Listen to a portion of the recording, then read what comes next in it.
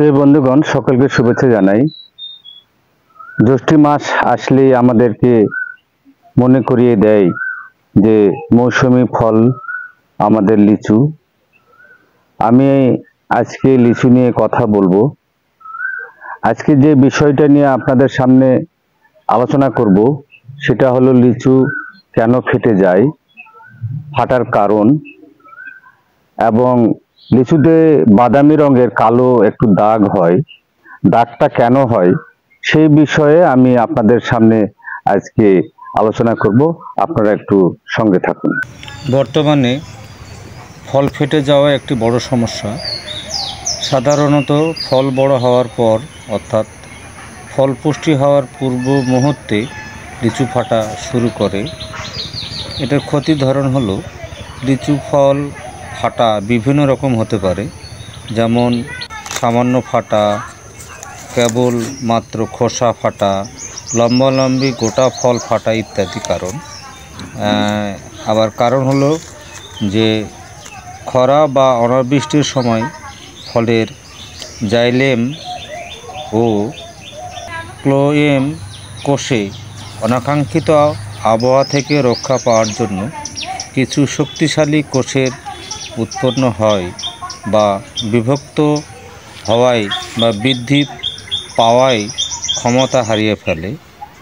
যদি শুষ্ক আবহাওয়ার পর পানিসেচ সরবরাহ বৃদ্ধি করা হয়, তখন বর্ধনশীল কোষ খুব দ্রুত বাড়া শুরু করে, কিন্তু জাইলেম ও ক্লোয়েমের শক্ত কোষগুলো সমভাবে বাড়তে পারে না। এই অবস্থায় কোষবৃদ্ধির এই তারতম্যের কারণে ফলের আবরণের শক্ত কোষগুলো ফেটে যায়। আবার সর্বোচ্চ তাপমাত্রা বা আর্দ্রতা কম থাকে এ সময় ফলের যে অংশে সরাসরি রোদ পড়ে সেদিকে ফলের খোসায় বাদামি দাগ পড়ে। দাগযুক্ত খোসার রং গাঢ় হয় এবং জায়গাটা শুকিয়ে যায়। একই সময় দ্রুত বর্ধনশীল শ্বাসের চাপে দাগযুক্ত আক্রান্ত খোসার জায়গাগুলি ফেটে যায়।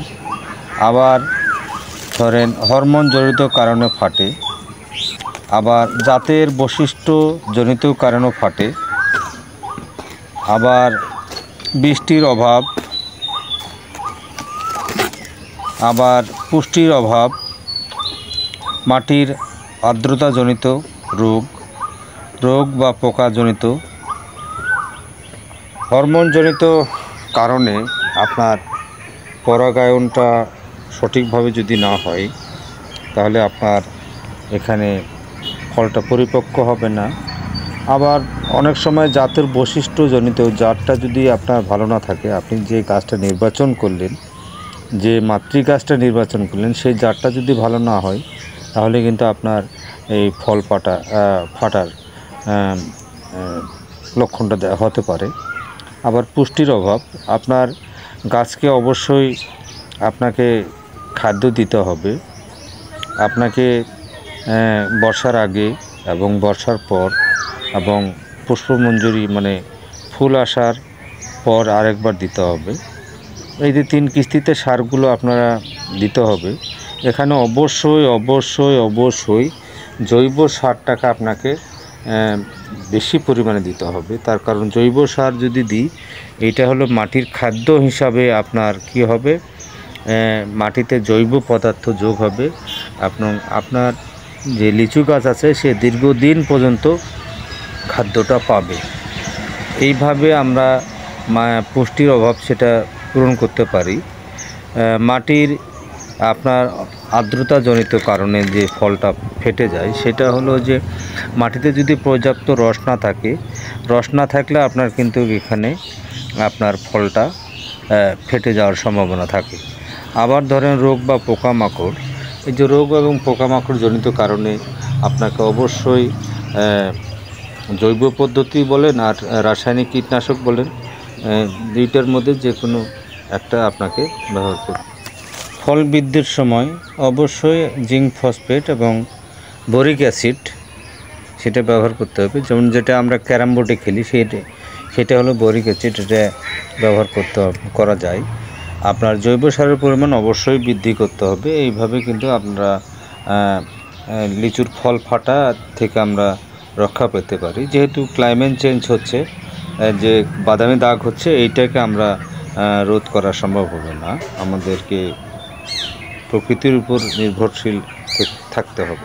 লিচুর কেন ফাটে এবং কেন ফেটে যায় এবং কালো বাদামি রঙের কেন দাগ হয়, সেই বিষয়ে আপনাদের মাঝে সামান্যতম একটু আলোচনা করলাম। এই আলোচনায় যদি কোনো ভুল ত্রুটি হয়ে থাকে অবশ্যই আপনারা আমাকে ক্ষমা সুন্দর দৃষ্টিতে দেখবেন। আর এই ভিডিওটা যদি ভালো লাগে তাহলে অবশ্যই একটু লাইক এবং কমেন্ট করবেন। যদি ভালো নাও লাগে তারপরে একটু কমেন্ট করে আমাকে জানাবেন যে আপনার এই উপস্থাপন, এই আলোচনায় এখানে ভুল ছিল। আমি শুধরে নেওয়ার চেষ্টা করব। ধন্যবাদ সকলকে।